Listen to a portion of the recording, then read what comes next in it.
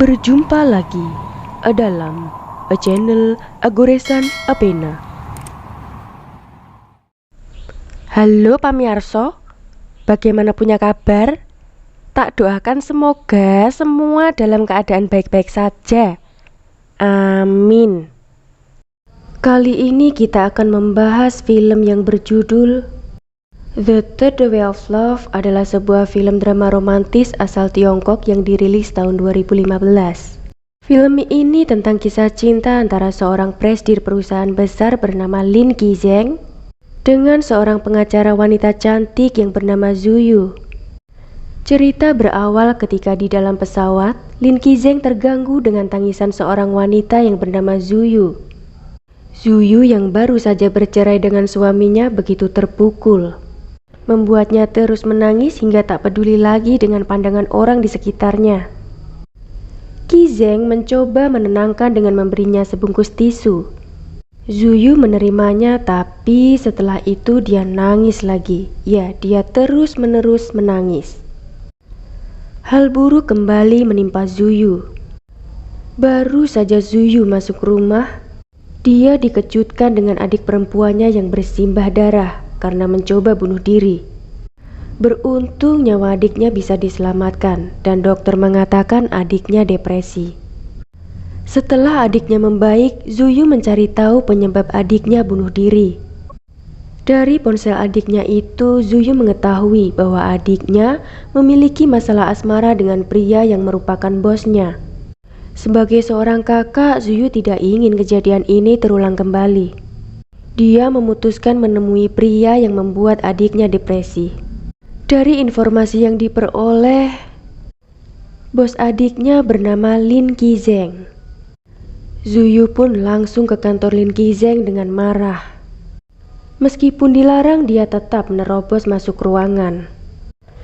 Nah, dia kaget. Ternyata Lin Qizeng adalah pria yang ngasih dia tisu pas di pesawat dulu. Zuyu secara terang-terangan menyuruh Qizeng untuk tidak lagi menemui adiknya. Qizeng pun ngejelasin dong. Lawung Qizeng gak ada hubungan apa-apa sama Xiao, bahkan ia baru mengenalnya 2 bulan sebagai pegawai baru. Qizeng juga tidak pernah menerima SMS dari Xiao karena dia hanya menggunakan email. Akhirnya Zuyu paham bahwa ternyata adiknya selama ini tuh halu dan terlalu terobsesi sama Qizeng. Zuyu menginginkan adiknya untuk berhenti kerja di perusahaan Zilin, tapi Qizeng menolak karena setiap karyawan memiliki kontrak dan tidak bisa seenaknya berhenti bekerja.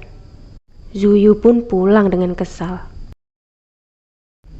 Di tempat kerja, Zuyu mendapat telepon bahwa kliennya mencoba bunuh diri dengan melompat dari sebuah gedung konstruksi karena kompensasi dari pihak kontraktor tidak dikabulkan. Ternyata Lin Qizeng adalah pemilik proyek tersebut. Dan lagi-lagi Lin Qizeng ketemu dengan Zuyu. Zuyu memujuk kliennya untuk tidak melompat. Dia naik ke puncak dengan membawa uang kompensasi yang telah diberikan Qizeng. Karena Zuyu trauma dengan ketinggian, Qizeng pun bersedia menemaninya. Mereka semua berhasil turun dengan selamat. Sebagai ucapan terima kasih, Zuyu ngajakin Qizeng makan malam. Dan di sela mereka ngobrol, Qizeng udah mulai tertarik nih sama Zuyu. Sepulang makan, Zuyu dianterin pulang sama Qizeng. Mereka sepayung berdua. Cie. Keesokan harinya, Qizeng menjemput gadis yang bernama Xinyao. Xinyao sudah lama menyukai Qizeng, namun Qizeng hanya menganggapnya sebagai teman. Di tempat kerja, direktur memanggil Zuyu dan Gao, rekan kerjanya. Direktur meminta bantuan pada Zuyu agar bisa membujuk Qizeng supaya mau menerima mereka menjadi penasehat hukum perusahaan Zilin. Karena direktur terus merengek, akhirnya Zuyu dan Gao bersedia membantu. Dan mereka benar-benar terpilih menjadi badan hukum perusahaan Zilin. Karena Qizeng terkesan dengan presentasi singkat Zuyu. Terkesan dengan presentasi apa orangnya nih? Malam harinya mereka merayakan keberhasilan itu, dan ketika Zuyu akan pulang, dia dijemput oleh sopirnya Qizeng. Pak sopir bilang Kizeng mau bertemu dengan Zuyu. Di sana Kizeng menyatakan cintanya, tapi Zuyu tanpa pikir panjang langsung menolaknya. Kizeng gak mau nyerah nih. Suatu hari dia ngajakin Zuyu makan malam di rumahnya. Ya, pepet terus bang, jangan kasih kendor. Nah, di sana Kizeng kembali nunjukin keseriusannya untuk menikahi Zuyu. Namun Zuyu kembali menolak. Sabar ya Bang Kizeng. Zuyu nolak tuh karena dia sadar dia bukan orang kaya dan janda pula.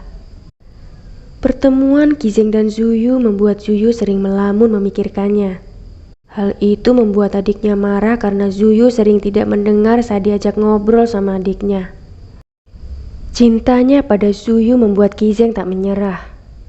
Suatu hari tiba-tiba dia langsung datang ke kantor Zuyu karena Kizeng kesel banget teleponnya gak pernah diangkat sama Zuyu. Untuk yang kesekian kalinya Kizeng menunjukkan keseriusannya, tapi nyatanya Zuyu tetap menolak. Xinyao datang ke kantor Kizeng untuk membawakan makan siang.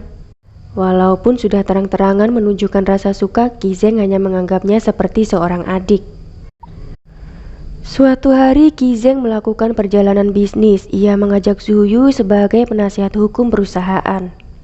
Selama bekerja menemani Kizeng, Zuyu mendapat informasi bahwa dari kecil Kizeng tinggal di luar negeri sejak ibunya meninggal.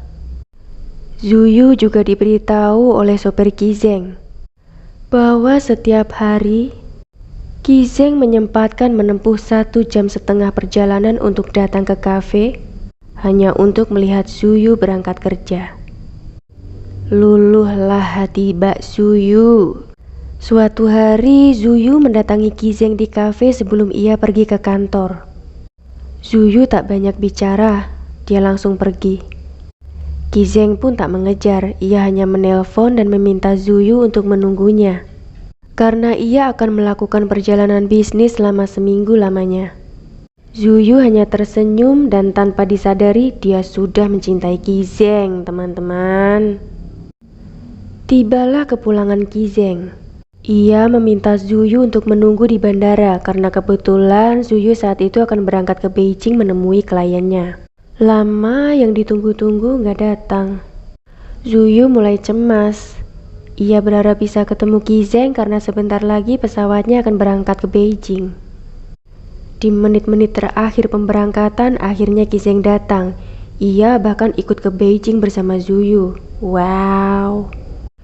Di sana mereka menghabiskan waktu bersama. Kizeng kembali mengungkapkan isi hatinya, namun Zuyu masih ragu dan belum bisa menjawab. Nah, pas di Beijing ini nih, hubungan mereka tuh makin lengket. Sekembalinya dari Shanghai, Zuyu menemui Kizeng di rumahnya. Namun kebersamaan mereka terganggu oleh kedatangan Xinyao.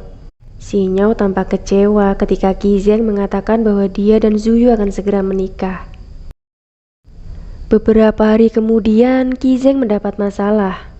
Ayahnya kecewa ketika mengetahui hubungan Kizeng dan Zuyu. Apalagi saat itu perusahaan mereka diambang kebangkrutan. Karena kakak Kizeng menggelapkan dana, kini Kizeng harus pergi dalam waktu yang cukup lama untuk menyelesaikan masalah perusahaan.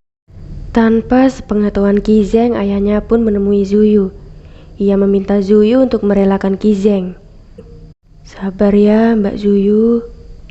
Dalam suasana hati yang sedih, tanpa disangka Kizeng telah kembali dan duduk di kafe langganannya sambil memperhatikan Zuyu dari jendela. Mereka bertemu dan Kizeng menggenggam tangan Zuyu di balik koran agar tidak ada lagi yang mengetahui kedekatan mereka.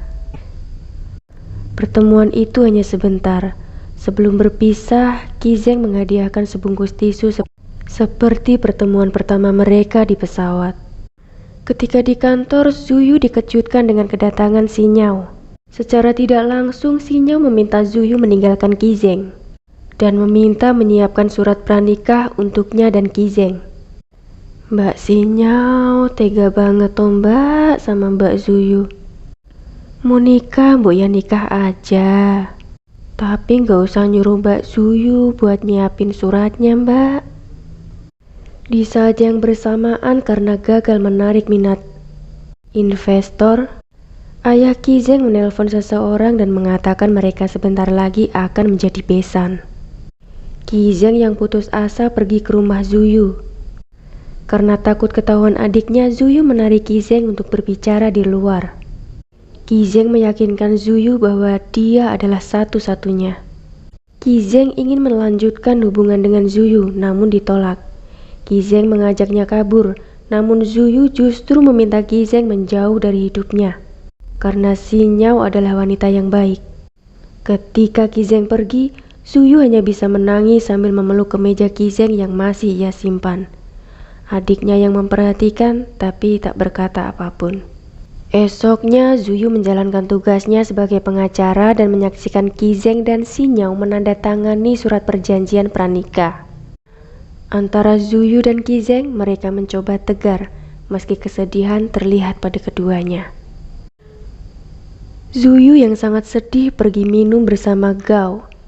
Dia meluapkan amarahnya kepada Gao seolah Gao adalah Ki Zeng.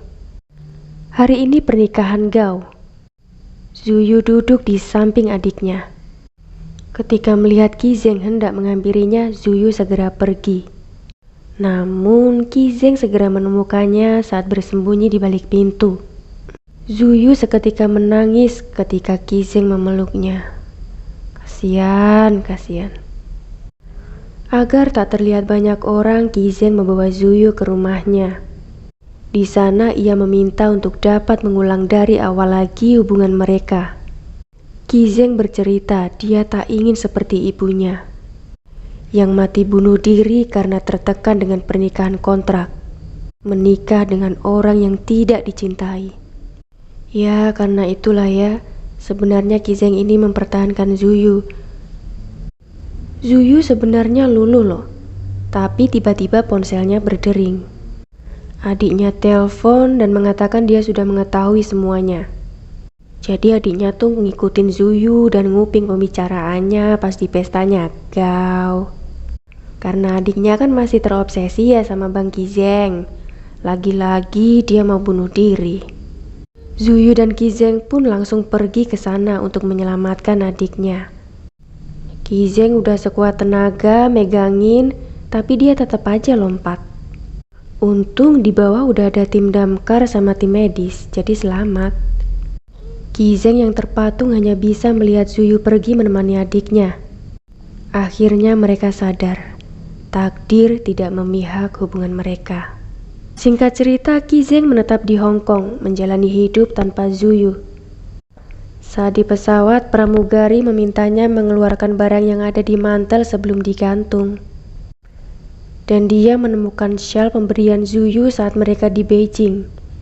Ki Zeng pun menangis, teman-teman. Ya ampun, kesian banget. Dia tuh ingat Mbak Zuyu. Emang sih kalau urusan hati tuh dalam. Sementara di tempat lain, Zuyu juga menangis saat melalui jembatan yang dibangun oleh Ziling Group. Ki Zeng memberinya nama Jembatan Hujan untuk mengingat momen pertama kali mereka pulang bersama di bawah hujan. Meski di tempat berbeda, mereka sama-sama menangis. Film pun selesai.